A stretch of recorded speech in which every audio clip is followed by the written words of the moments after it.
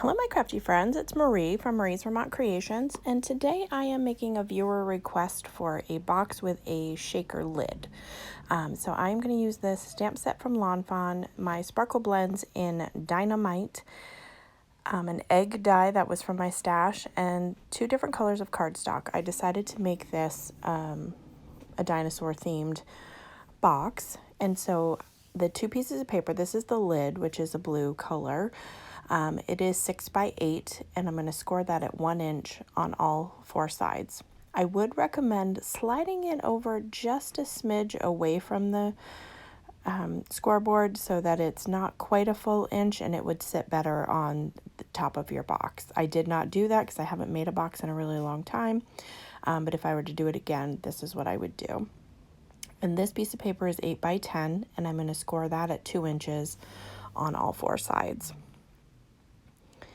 And then once I have that all done, I'm going to work on the lid. This is easier, I think, to do before you put your box together, obviously. So this is the lid, and I am just going to take one of the dinosaur footprints. It's the open one from this stamp set from Lawn Fawn. And I'm going to take just a small acrylic block and some soft navy ink from Simon Says Stamp and just do some random stamping all over the top of this, just to give it a little something else. You could do embossing with it. You could leave it plain, completely up to you. But I thought it needed just a little bit of something. So I'm just going to randomly stamp these little dinosaur prints everywhere. I could have not worried about the middle because I am going to die cut that out to make our shaker window, but in order to make it look continuous, I did the whole thing, but I stayed within the score lines and didn't do it around the sides of what will be our lid. So once I have that done, I got this egg die. It was in a Simon Says Stamp kit from a while ago. I think it was probably one of the Easter limited edition kits, but you can use any shape. You could use a rectangle, a circle, whatever fits the design that you're going for. But I thought this egg would be cute because inside the Sparkle Blend mix called Dynamite that I'm going to use, which is part of the new release, there are some dinosaur eggs and dinosaurs in there, so I thought this shape would go well to tie all of that in. So I just took that to my die cutting machine, tried to center it as best I could. I'm going to use some of the acetate, which is also from the Doodles Paper Playground Etsy shop, which I will link all of that below because this is a design team post for them for the month of April.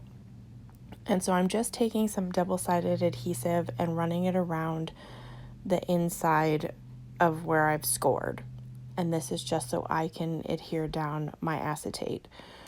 So you could use thinner score tape if you wanted, but I went with my 1/4 inch.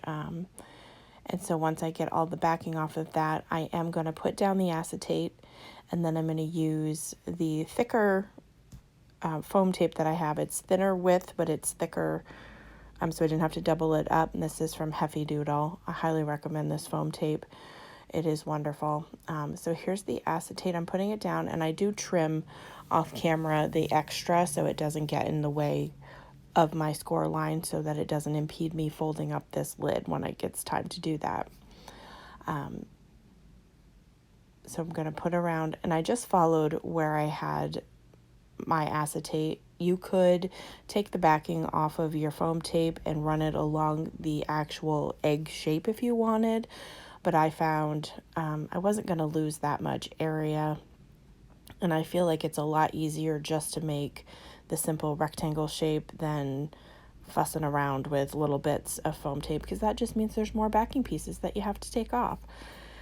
So then I'm going to take my blend, which is Dynamite. So there's little dinosaurs, little dinosaur eggs. It's a really fun, bright colored mix. And I'm just going to put some in my triangle tray and put it in the center. And then I was going to take a white piece of cardstock and do some splatter on it, but I remembered that I had this tan one from my stash, so using up some of the backgrounds that I've made in the past. That's using Brutus Monroe neon, I can't think of the word. It's his inks of some kind. I used those and let it dry. I've had these in my stash for a while. And then I trimmed that down and put it in and trapped everything in, so our shaker element is actually complete. Now I'm just going through and snipping up the sides where the corners meet on this lid, and I am cutting and taking out some of the bulk on each side of the tabs. And I'm going to do that for the lid and for the bottom of the box. So I'm just using my hand to give this a gentle score. You could use, or fold over, you could use a bone folder if you wanted. But then I'm going to repeat that process of cutting up on this tab and then cutting into it on both sides. It just helps it fold in better so that there's not extra cardstock hanging around. You could do matting onto this if you wanted to give it a little more dimension, or if you wanted to decorate it some more, but I opted to keep this kind of plain just to kind of show the process of how to make the shaker lid for this box. You can decorate these however would work for your theme that you're giving the box for.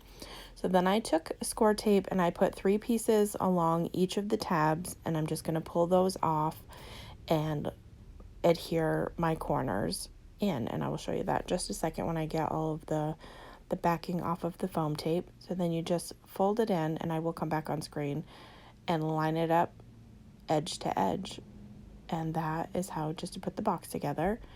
And I'm going to repeat that with the lid. And when I do this again, this was actually the first time I've ever done this. This was a request from Joan. I had asked for recommendations, and this was what she would like to see. So if you have anything you would like to see, leave a comment below. But if I were to do it again, I would measure and make sure that I had the entire inside of the box lid covered with my backing paper, just so that none of my acetate is showing. I can see it peeking out in the corner. But here it is, shaking up the lid and getting it all sealed in there. And I'm going to decorate it later with this dinosaur stamp set. But I hope you liked today's project, and as always, I hope that you have a great day.